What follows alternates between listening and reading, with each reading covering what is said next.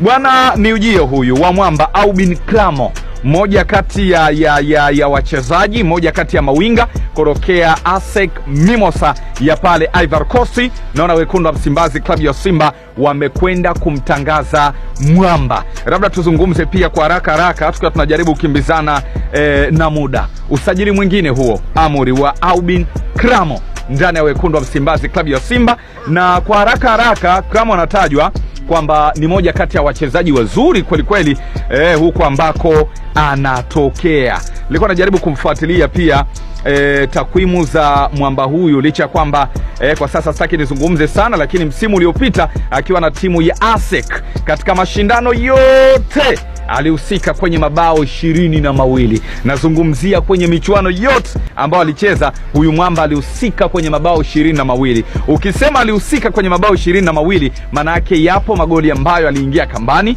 yapo magoli ambayo aliweza kutoa pasi za mwisho. Mwamba huyu ndani ya wekundu wa Msimbazi klabu ya Simba.